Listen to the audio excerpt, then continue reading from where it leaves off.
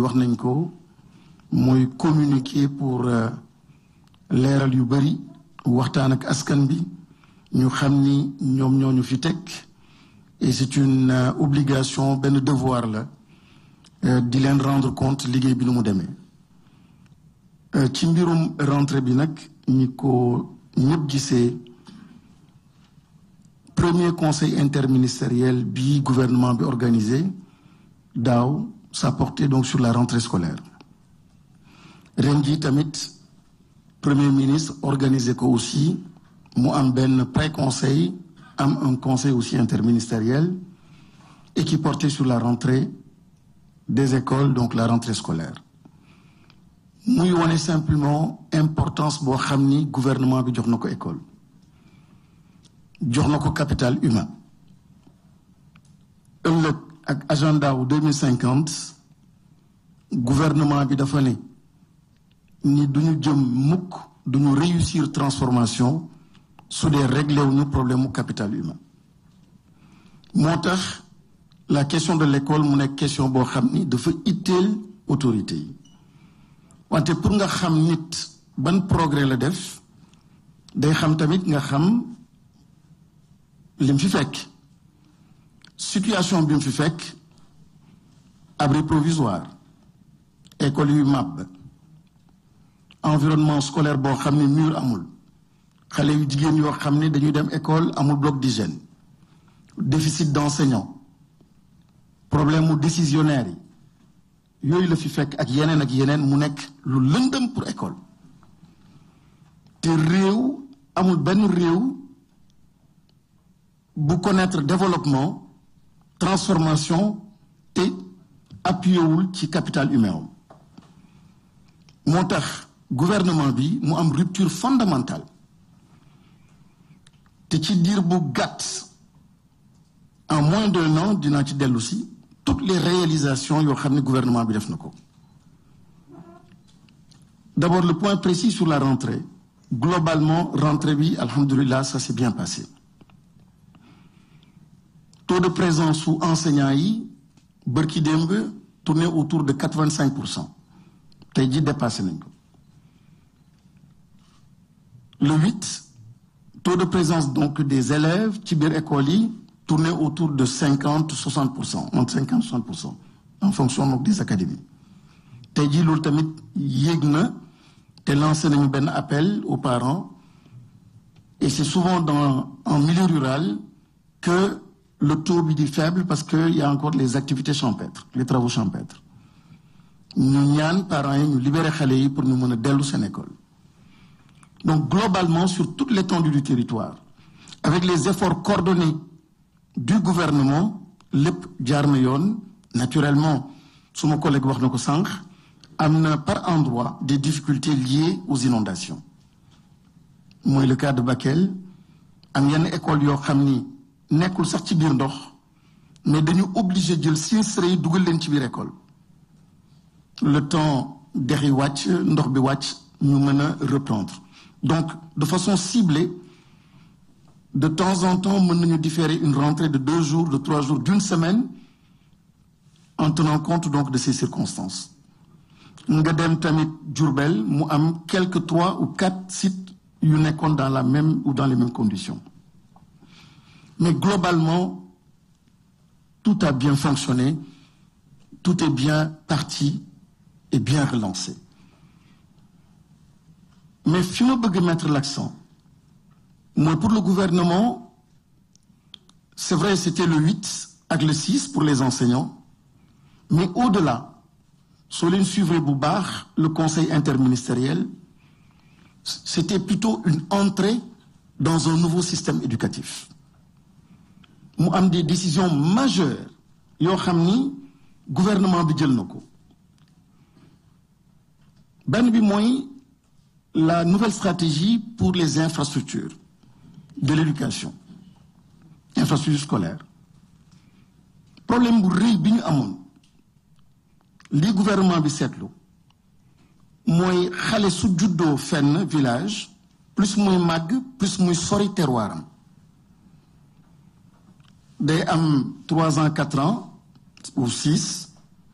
dem ci benn école plus muy évoluer ci ordre d'enseignement yi il est obligé des fois de quitter un village dem feneen nga gis yeneen gox ci yeneen réew c'est une obligation xale bi jàngee ci quartier kooku déjà ci wàllu stratégie en termes d'infrastructure construction yi li fi jàlloon yépp juum nañu erreur bu doy waar ñu corriger ko te ñi nekk ci àll bi xam nañu li may wax mooy soo amee BFM pour dem lycée souvent département ba département yenn saa yi ngay dem soo amee bac mu nekkaat leneen ak leneen et vous avez vu aussi si je fais la connexion avec l'enseignement supérieur naka nañu nekkee di def maillage pour corriger donc problématique boobu leneen li moom mooy il y a ce que le gouvernement appelle ci stratégie bu bees bi yépp ci conseil interministériel wax nañ ko préciser nañ ko lu mel ni Touba taux brut de scolarisation bi jóg na wante puisque dugaluñu ko ci système bi soo koy xayma da ngay ne dafa faible ñu nar ko corriger dinaa ci dellu si ci assises yi des daara la cartographie des daara mu nekk pour la première fois tamit en un an li ñu mënul woon am daara yi amuñu ko depuis lors en un an gouvernement bi réglé ko aujourd'hui on a une situation précise cartographie bi am nañ ko pour permettre justement au gouvernement après donc les travaux sur les assises ñu mën a adopter donc cette loi-là qui est attendue depuis fort longtemps mais mu am aussi des problèmes dans les infrastructures dans une localité comme Touba xalif bi bëggoon ko lool ñu topp ko ci suivant orientation yoo xam ne moom moo koy joxe gouvernement bi nekk dans une logique d'écoute et d'accompagnement xalif bi joxoñ gouvernement bi topp ko ci li mu joxoñ parce que volonté bi benn la mooy éduquer et accompagner donc les enfants de Touba les enfants du Sénégal gis ngeen fa le premier ministre tamit et gis ngeen dogal bi mu jël pour justement l'école de Touba selon la vision déclinée par le khalife de Touba mais ça c'est du spécial par rapport aux infrastructures mu am aussi du spécial par rapport à l'inclusion aux enfants en situation de handicap toujours donc dans la nouvelle stratégie boo xam ni lancé nañ ko mu am ay directives yoo xam ne joxe na ko ni yàggul dara mu am des cas bien précis du ma mën a lim lépp mais le cas de Rufisque qui s'est trop vite développé malheureusement la carte scolaire n'a pas suivi Rufisque tey jii Diamniadio conférence bu am lu am fa la il y a des hôtels il y a des habitations mais malheureusement la carte n'a pas suivi et c'est une bombe là aussi dans le nouveau programme mu am ay jéego yu am solo yoo xam ni gouvernement bi décidé na et puis am na très bientôt donc les poses de première pierre yu ñu nar a def par rapport à cela man bëgg a ñëw ci un an yi loo xam ne gouvernement bi def na ko pour rendre compte aussi aux populations mooy réforme gisaguñu xëy na résultat bi mais ñëpp a ngi jooy dineen école doxul ni programme yi du programme yii la ñuy xaar ci sunu école ñëpp jaaxle nañu ndaxte xale yi même suñu demee école jikko yu ñu am ci biti du lu ñuy xaar ci sunu askan mu nekk réforme boo xam ni sans cette réforme capital humain bi ñu bëgg ak nit bi ñu bëgg ak askan bi ñu bëgg duñ ko am mukk gouvernement bi taxaw ci thème ni réforme lépp tegu na comité yi formé nañ ko ñu ngi ciy liggéey avec des experts et fan yu néew di ngeen gis donc les équipes dans les différentes contrées di waxtaan ak askan bi pour que mu nekk un programme éducatif boo xam ne partagé par les Sénégalais avec les Sénégalais pour dugal ko ci système bi on parle bien de souveraineté on parle bien d'orientation nouvelle on parle bien de spiritualité Sénégal c'est son capital spirituel yooyu yëpp bëgg nañu dans notre système éducatif ñu mën ko retrouver mun am les assises des daara chef de l'État waxoon na ko daaw loolu tamit mi ngi ci circuit bi démarré na te ci fan ay mois yu néew incha allah les conclusions des assises tamit dinañ ko mën a partager ñuy fàttali ne daara c'est quand même le signe distinctif donc du Sénégal parmi les signes distinctifs donc jox leen gëdd et comprendre l'impact du travail donc des daara sur le système dafay am solo à travers ces assises à travers une écoute active déglu leen bañ leen imposer dara ñoom seen bopp indi ni nii la ñu gisee daara nii la ñu koy dugalee dans le système éducatif c'est une œuvre une action majeure et loolu tamit mi ngi wagon bi train bi mi ngi en marche. Nous avons le cycle fondamental orientation bi ñu am tamit la part du gouvernement du chef du gouvernement moom mooy le cycle qui était de 6 ans à 10 ans à 16 ans de 10 ans le préscolaire les petits enfants sont tellement importants que dans le cadre de la réforme bëgg nañu réviser donc ce cycle fondamental pour la prise en charge de la petite enfance.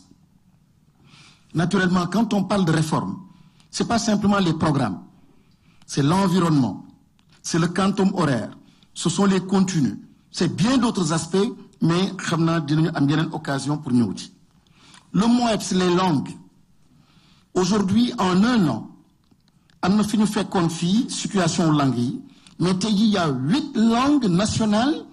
et beaucoup de Sénégalais ne le savent pas tey jii dañ ko intégrer di ko jàngale dans nos écoles dans 12 académies maanaam presque dans 12 régions ñu ngi jàngale c'était d'abord 6 ñu yokk ci 2 et qui sont effectivement en train d'être enseignés donc dans les écoles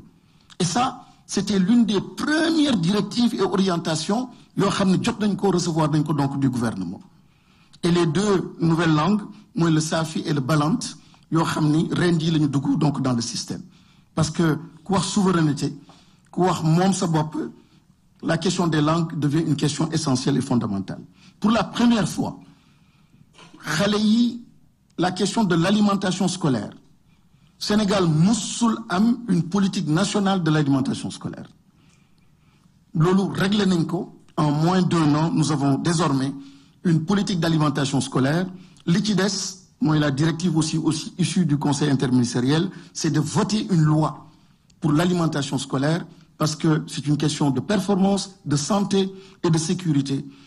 pour nos enfants l'anglais au préscolaire et au primaire en 1 an loolu tamit dugg na ba généraliser nañ ko ñu ngi koy généraliser en 1 an en 1 an c'est un programme d'urgence pour la résolution donc des abris provisoires pose première pierre actuellement en train d'être réalisée en compagnie donc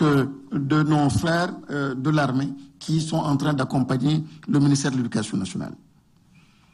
en 1 an et ça c'est bon de s'arrêter là-dessus un lycée par exemple comme Foundiougne pendant 10 ans un lycée boo xam ne mënuñu koo joxe mënuñu ci jàng en sécurité tey jii réglé nañu mbir boobu ba keroog dem nañu avec l'entreprise et on a 10 mois lañ ko jox au lieu de 10 ans pour mu terminer ko et li tax ñu jox ko 10 mois c'est que dafa am lycée boo xam ne moo nekkoon Kounoune fii 10 ans mënuñu ko finir mënuñu ko terminer et en 10 mois nous avons pu livrer en 10 mois le lycée de Kounoune contre 10 ans et il y a des exemples yu mel noonu donc beaucoup de lycées beaucoup d'établissements yoo xam ne réhabilité nañ ko en moins de ci diiru benn at ci diiru benn at président de la République lancé benn concept benn programme qui lui tient à cœur mooy NITE nouvelle initiative pour la transformation humaniste de l'école premier ministre jox ko beneen écho indi fii la direction donc générale du service civique pour dire à quel point c'est important du moral c'est pas une question de morale c'est pas une question de philosophie c'est pas une question de théorie la réalité munoo am un impact économique un impact dans la santé munoo am un environnement propice dans le pays munoo assurer aux investisseurs un environnement propice s'il n'y a pas de discipline s'il n'y a pas un esprit de civisme et de patriotisme et la question est tellement importante qu'aujourd'hui cette direction est logée au niveau de la primature tellement importante que cette année la rentrée a été placée sous le signe de cette transformation humaniste de l'école et toutes les déclinaisons sont en train d'être faites et dans les différentes écoles, à travers les différents gouvernements scolaires, ils sont en train de vivre donc ce métier-là et cette transformation. Les LINAC, en moins d'1 an, 2 LINAC ouverts, 2 LINAC opérationnels, 2 LINAC qui ont produit des résultats. Mais en moins d'1 an, c'est aussi 12 LINAC qui vont être créés. La pose des pierres, des premières pierres, se réalisera qui courant mois d'octobre. Ce sont des directives aussi issues du Conseil interministériel. C'est 46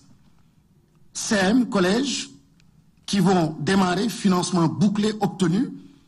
à travers donc tout le territoire national. C'est aussi 46 écoles élémentaires, sans compter l'OHAMNI, BCIB, donc mon koy joxe. Ça, c'est en moins d'1 an aussi, les actions du gouvernement dans le secteur de l'éducation.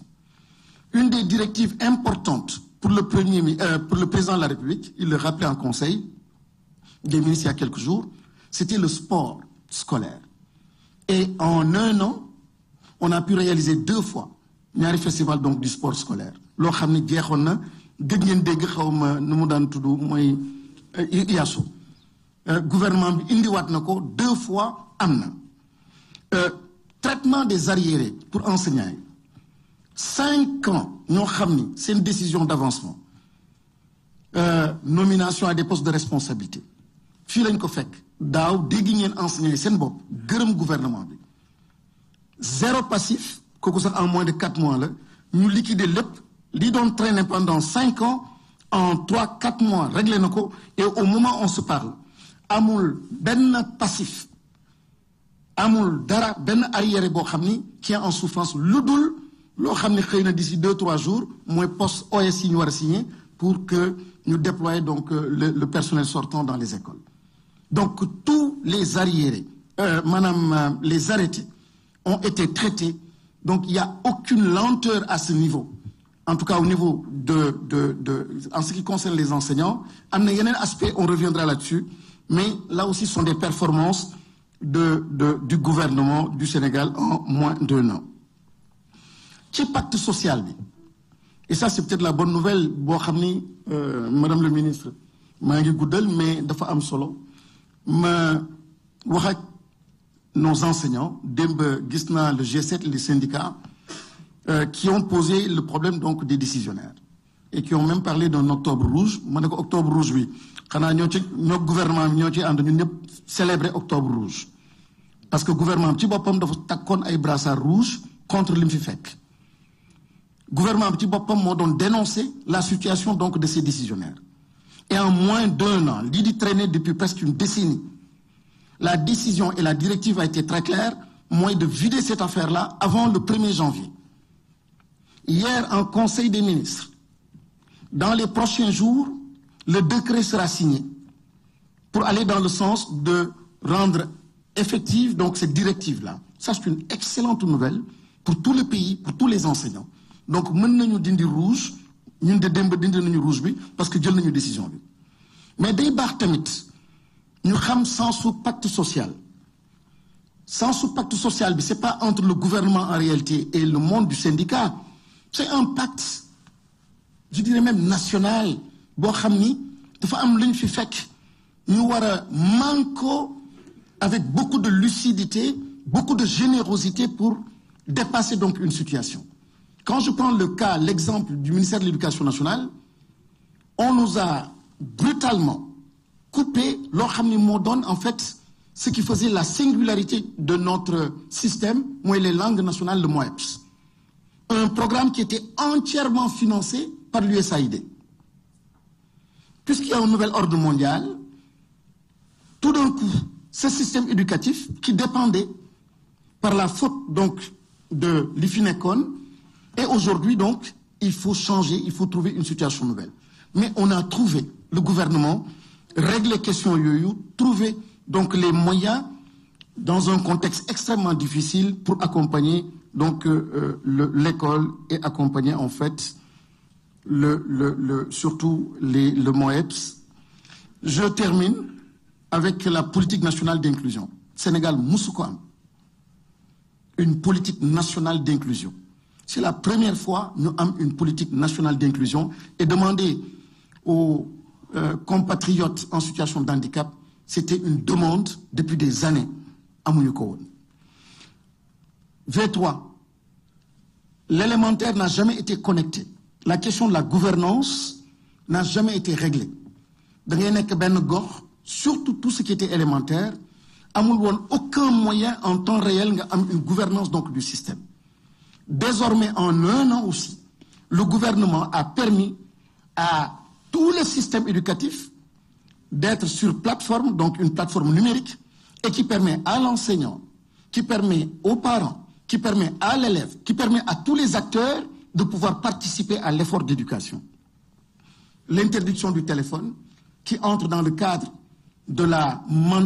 santé mentale donc, de nos enfants, aussi donc, a été une directive extrêmement importante et qui est en application. 100 000 enseignants en moins d'un an, qui ont la formation a été lancée il y a une semaine en IA, l'intelligence artificielle et numérique, en un an. C'est pour dire la fonction enseignante, à quel point l'on peut valoriser selon donc les orientations du chef de l'État et du chef du gouvernement. Le déficit d'enseignants, vous vous souvenez très bien, c'était une situation terrible que nous avons trouvée ici. Mais malgré la situation difficile, c'est un recrutement. Et le seul recrutement, et le premier recrutement qui a été fait par l'État du Sénégal, c'est dans le système éducatif. Ça en dit long sur l'importance du capital humain pour donc le nouveau gouvernement. 2000. Mais au-delà des 2000, c'est cette année 5000 autres qui ont été formés à travers la FASTEF qui vont être déployés donc dans une semaine, la semaine prochaine, donc à travers tout le territoire national. On n'est que presque 7000. Les enseignants sont toujours pleins de problèmes de formation. C'est des quotas de 300 par année. Rendi, pour la première fois, nous avons une formation diplômante universelle avec 8000 enseignants en formation. C'est une première dans l'histoire de la formation des enseignants au Sénégal. Là aussi, c'est en moins d'un an. Nous allons continuer, m'arrêter, peut-être que les questions reviendront, mais pour dire simplement que il y a beaucoup de défis à relever. Situation bien fait que fille, on doit commencer à régime bi passe, etc. parce que c'est enfermer la question de l'école dans des histoires, école de feu. Mais je dirais, et c'est là le message des autorités, moins le système, c'est un système colonial. Une école qui ressemble à ce que nous voulons, le capital humain que nous voulons produire et former. Il s'agit aujourd'hui de cela. Le président de la République parle de société éducative. Et cette société éducative, que l'on comprenne tous que l'école doit être un sanctuaire, doit être sacrée. L'école doit être l'école doit être on ne doit plus concevoir cette école comme étant une affaire de 4 murs et de quelques enseignants. On parle bien d'éducation. Et pour cette raison, les partenaires sociaux sont mes premiers partenaires. Je n'effectue presque plus de missions, ni à l'intérieur du pays, ni à l'étranger, sans être accompagné par un secrétaire général d'un syndicat. Parce que je considère que ce sont des acteurs clés du système, ils accompagnent le système et sont les directives que nous avons reçues des autorités pour dire tout ce que vous ferez, faites-le avec les acteurs donc, du système. Encore une fois, merci pour l'opportunité que vous nous offrez et restez disponible pour les questions. Merci beaucoup, Monsieur le Ministre. Sentir nañu passion bi ak xarañteef bi machallah nga xamné vraiment yow ak sa équipe yéen a ngi ciy dox saa su ne ci li nga xamné mooy njàng bi nga revenir nag ci ay points yu am solo mu jóge ci d'abord directive yi nga xam ni président de la République jotoon na ko joxe ci conseil des ministres bële passé nga xam ni waxoon na ci système éducatif bi nga xam ni dañu ko war a toggaat dañu ko war a tëggaat mais ñu ñëwaat ci directive yi nga xam ni 32 directives yi nga xam ni jotoon na ñëw ci conseil interministériel bi nga xam ni defoon nañu ko fan yi passé donc 32 directives yoo xam ne bu ci nekk comme ni nga ko waxee ministère bi taxaw na ci ba ñu ngi sant yàlla que